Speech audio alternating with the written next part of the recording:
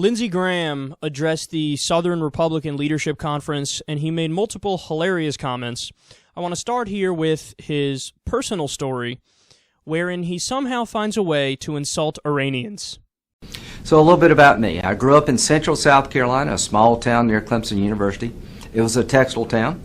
My family owned a restaurant, a pool room, and a liquor store. And everything I know about the Iranians I learned in the pool room. I ran the pool room when I was a kid, and I met a lot of liars, and I know the Iranians are lying. But we lived in the back of the businesses. First of all, where did that come from? Second of all, what does that even mean? I learned Iranians are liars. You learned Iranians are liars. So what is it? Does that mean all Iranians are liars? Because that's certainly what you said. That's certainly what your heavy implication is. Again, I don't even know what that means.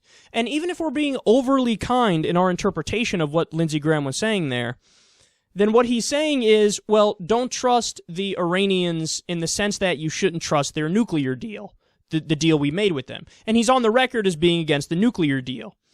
But even if that's his point, and that is the kindest interpretation I can give to what he said, well, then it's still a dumb point because the deal is not based on trust, you idiot. What kind of a deal would that be anyway? All right, you guys tell us you're going to do X, Y, and Z, and then we're good. Then we'll shake on it, and I'm going to go grab a sandwich at Arby's. That's not what they said. That's not how it's done. The way it works is if you read the deal, if you know the specifics, and if you're an honest human being, what you take away from it is exactly what it says in the deal. That they meet certain benchmarks, and the IAEA is up their fucking ass 24/7 where they continually verify that they're complying with the deal. So this isn't a deal based on trust. It's a deal based on verification.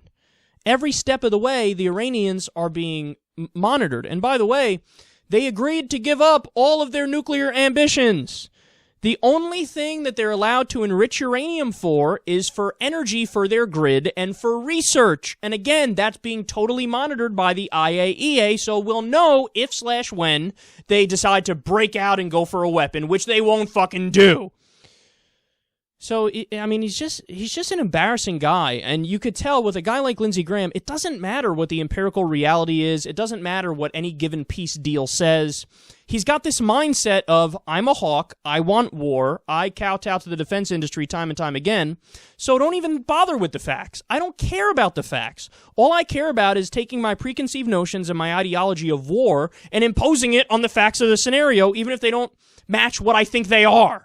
So in his mind, Iranians are liars, Iranians are bad, and that's the end of the conversation. Even if you show me evidence to the contrary, and even if the peace deal has verification in there, it's not based on trust. Even if the nuclear deal is perfectly sound, he doesn't care.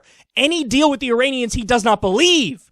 Why? Because like he said, well, I think the Iranians are liars. And then let's not, gloss over the elephant in the room here. Hey, Lindsey, what do you think, the Iranians trust us? Oh, what do you think? We're the most trustworthy people in the world? But that's the thing he does. He thinks, I'm me. This is America. We're obviously the good guys by definition. That's how it works. What's the problem with that line of reasoning, especially when it comes to Iran? Hey, asshole, we overthrew their government in 1953 in a CIA coup, and we admitted it! We overthrew Mohammad Mossadegh, their democratically elected leader, because Mohammad Mossadegh dared to at least semi-nationalize the oil industry to stop fucking over the people of his country, to give them a little money so they can survive and to make them not poor. He dared to do that, so the U.S. and the West said, no, we can't have it. He actually cares about his people. Let's overthrow him, they did, and then put in the Shah, a dictator who will continue to give the oil to America and the West. And then that's what they did. So for Lindsey Graham to be like, I don't trust the Iranians. They're not good people. They're the kind of people who would meddle in the affairs of another country and then overthrow the democratically elected leader to then steal the natural resources. Oh, right, that's what we did. He's an idiot, okay? I don't know how else to say it. He's either incredibly ignorant or he's an idiot. Or maybe both, and that's probably most likely.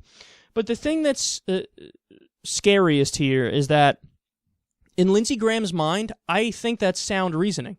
I think that he thinks that's a good argument. Like, no, I really met Iranians in my mother's pool hall, and the guy I met wasn't a good guy. So I learned everything I need to know about Iranians. Now let's make world policy based off that.